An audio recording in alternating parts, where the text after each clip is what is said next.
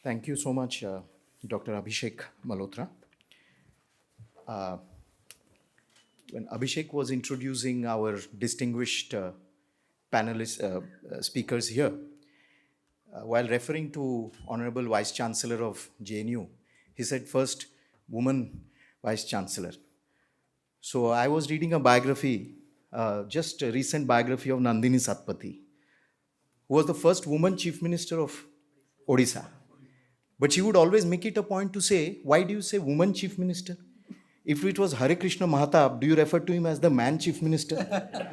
so I think Shantishri ji has distinguished herself not only in the academia but in the creation of narrative. And under her, if you would have noticed, there is a profound peace, creative and academic peace in JNU for a very, very long time. So I think that's one of her ongoing legacy. And therefore, I'm extremely grateful first to her because immediately when I approached her, she agreed. And the author is such, and the book is such, that one cannot really refuse. And we have had the honor of having her on our advisory board. And it's very interesting that Sri Shashi Shekhar Vempati, former CEO Prasar Bharati, I've had the opportunity of working with Shashi in the pre-2014 era, when we would exert ourselves to counter, to create narratives. And extremely grateful to Shashi. He completely worked out. He was to fly out today. He changed his itinerary, his schedule, his tickets and everything so that he could be here. And last but not the least, Bala Subramaniam ji, with whom our association goes back years, and who has never, whose fountain of creativity never dries up. It is extensive, it is varied, it is profound, and it is fascinating. And I think with this book out from his pen, he has created a genre which is apart in the assessment and evaluation of Prime Minister Narendra Modi. This book is unique. It is very, very special. It gives you scope to further take forward research into Prime Minister Modi's governance approach, his philosophy, his action. And therefore, I think this is a very opportune moment. It's a very opportune time for this book to appear as well. Yesterday was International Book Lovers Day. And so it was 9th August also. But so we timed it today because of the venue. And I remember while I was going through this book, one of my favorite chapters is Navigating Change, the Journey of Adaptive Leadership. It's very interesting that this book, and while I was going through this chapter in this very conference room in 2014 January, we had a special discussion on Article 370.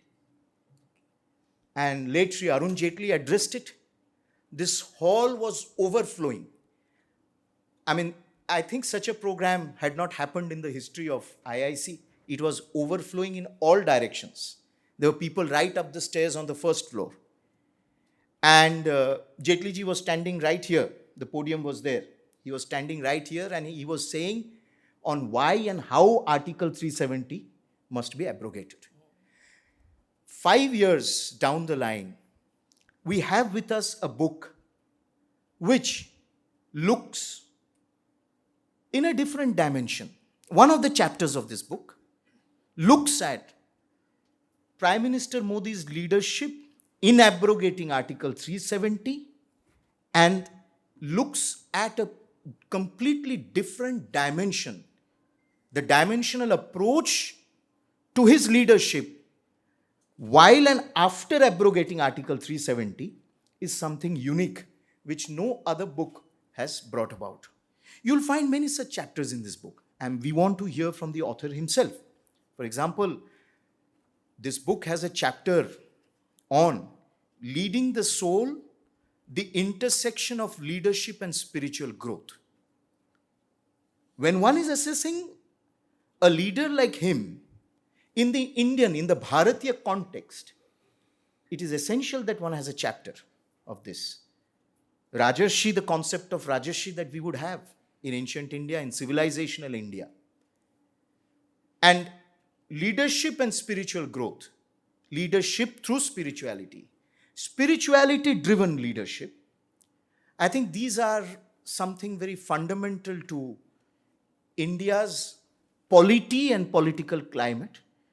And I'm really happy and I'm grateful that you have brought it back. You've brought back this discourse and this debate centering on Prime Minister Modi in this book.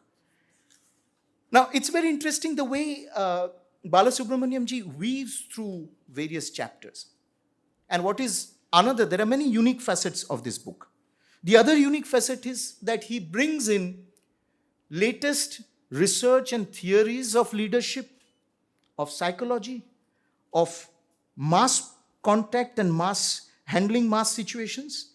And he does all this analysis in the backdrop of Prime Minister Modi's handling of situations of crisis and of taking things forward. Especially in this chapter, I would urge you all to read this book. Not only to read this book, to encourage discussion on this book, to distribute this book. I'm a very fanatical, fundamentalist book reader and a distributor.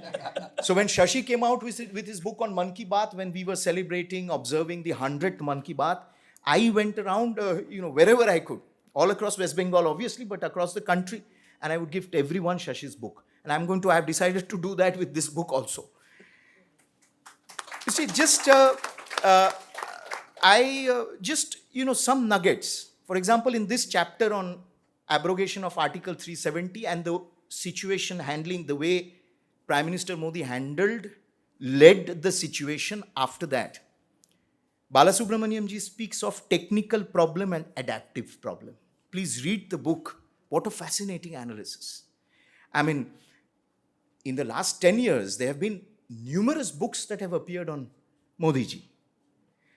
But I'm certain and I'm sure, because many of those books we have brought out, many of those books we have organized discussions for those books. But I am absolutely certain, having gone through this, that this is one of its kind. It's a genre apart. And it will stand apart. And it will stand international scrutiny as well.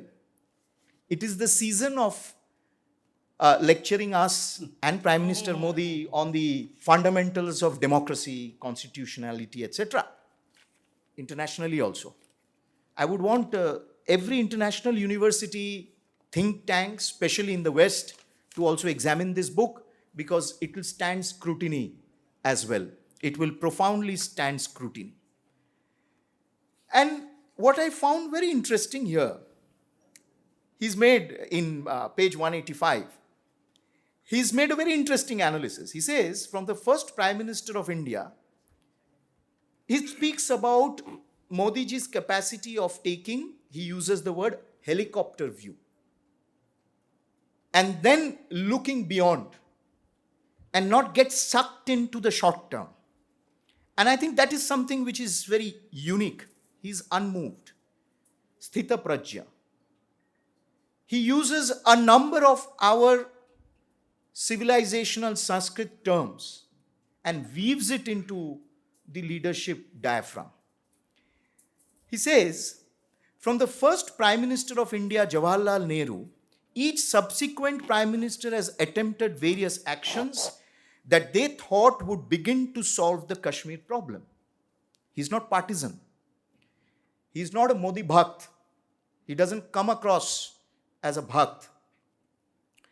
He's not written an hagiography. He's giving credit to everyone, to all the other Prime Ministers. But there's a fundamental difference. They tried shifting the issue in various ways. They tried shifting the issue to the United Nations, tried going to war with Pakistan, buying peace with Pakistan, using trade embargoes as a weapon, cutting off all diplomatic engagement, halting sporting ties between nations, holding elections, dismissing governments, and more. Each leader attempted to implement solutions that they thought would work in the short term. None had the willingness, the courage, or the leadership to see the larger picture from a strategic perspective. It is therefore in this context that PM Modi's path-breaking action of revoking Article 370 of the Indian Constitution should be seen and studied. The leadership he exercised during the months leading up to this event demonstrates his adaptiveness, resilience, strategic intent, and commitment to the cause of improving the lives of the common Kashmiri despite the insurmountable challenges. I think these are observations which provoke you to go further. The ability to listen deeply.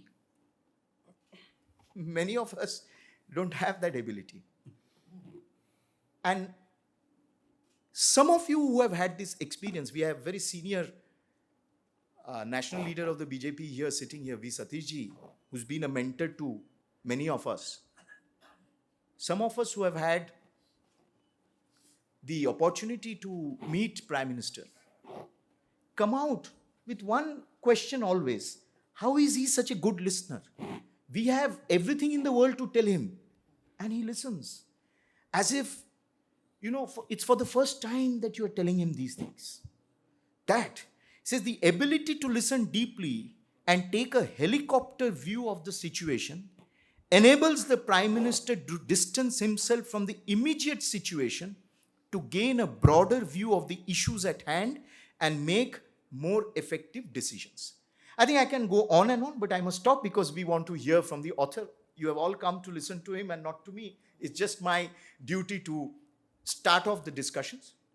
As we speak today, Prime Minister is in Wayanad. And I was seeing him moving around. I was seeing the visuals and I was reading this book. And I could exactly understand what Dr. Balasubramaniam is trying to say in this book as I saw Prime Minister moving in Wayanad. So I think I would like to end with just one observation. Narendra Modi of 1971 and 79 Morbi, while Narendra Modi of 1979 while handling the Morbi flood dam break is the same Narendra Modi of 2024 addressing the Wayanad landslide. And in these 50, nearly 49, about 50 odd years, how that Narendra Modi has evolved and what is his fundamental philosophy of life, of governance, is what this book really brings about. Thank you so much, Dr. Balasubramaniam ji, for your fascinating gift to us. This strengthens our resolve to not only read, but to come forward with an affirmative and positive narrative. Thank you very much.